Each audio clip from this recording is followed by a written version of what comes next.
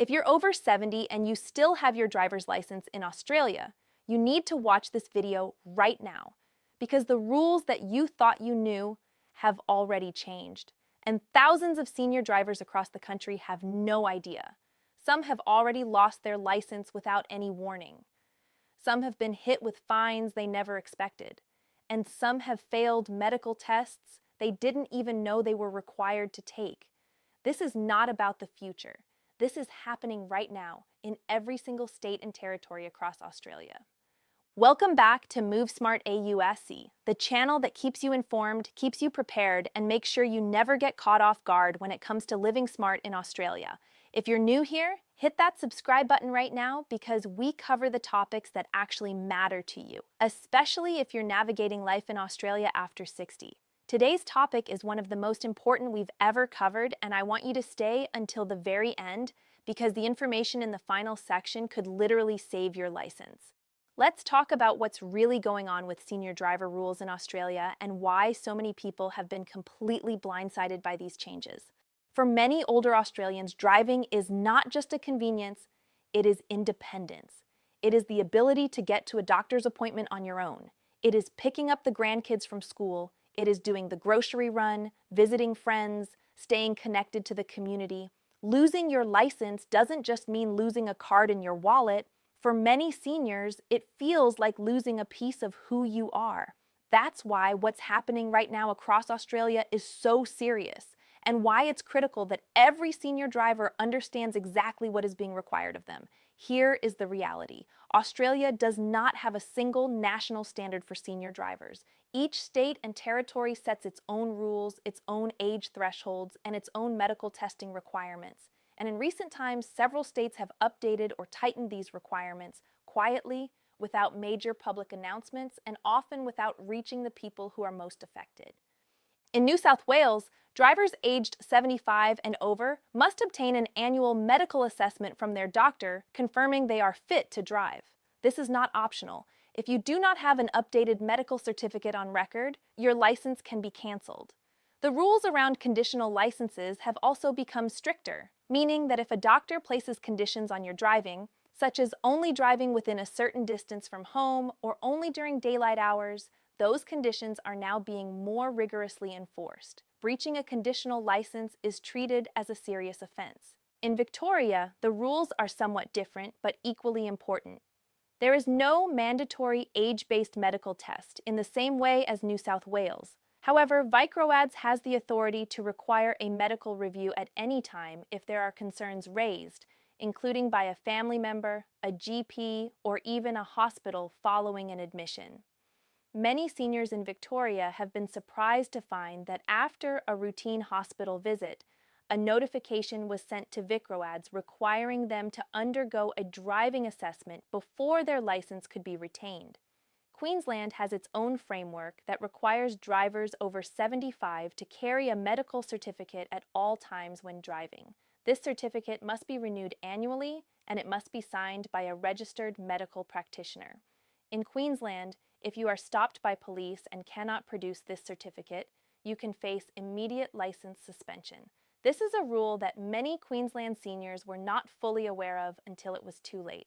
South Australia, Western Australia, Tasmania, the Northern Territory, and the ACT all have their own variations of medical fitness requirements for older drivers, and several of these jurisdictions have updated their guidelines in the past 2 years. The common thread across all of them is this: the responsibility is on the driver to ensure they are compliant. The system will not always remind you. The letter will not always arrive in time. And ignorance of the rules is not accepted as a defense. There is something else that many people don't realize.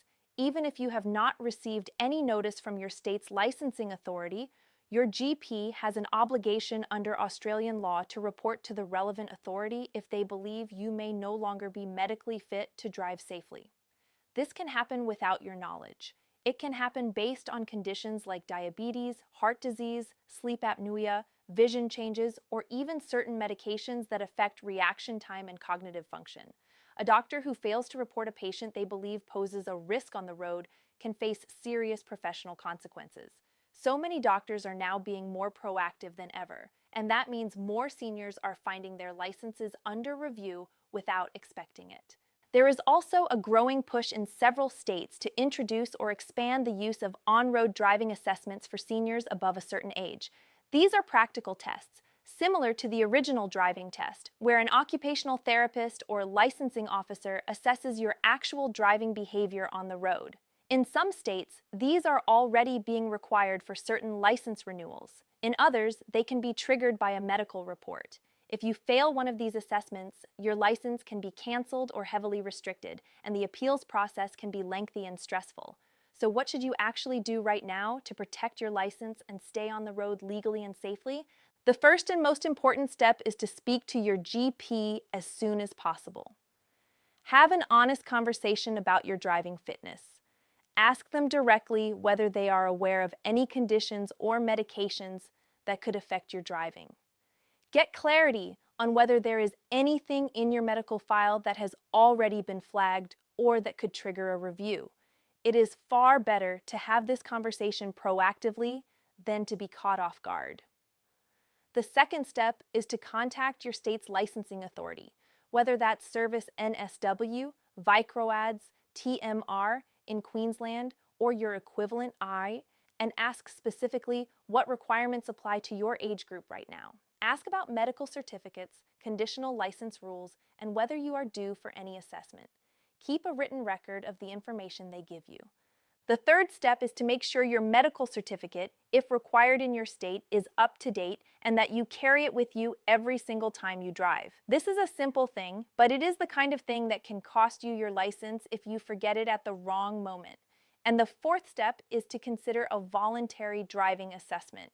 Many occupational therapists across Australia offer these independently, and they can give you a clear, honest picture of how you are performing on the road. It can give you confidence, or it can give you early warning of areas to work on. Either way, knowledge is power.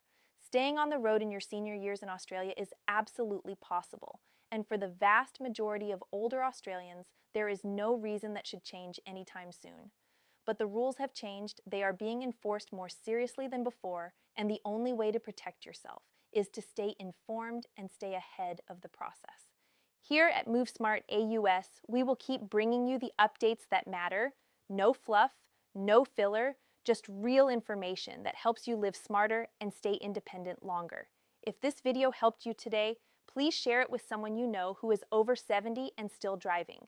It could be the most important thing you do for them this week. Leave a comment below if you have questions or if you've personally experienced any of these license changes. We read every single one. And if you haven't subscribed yet, now is the time. We'll see you in the next video.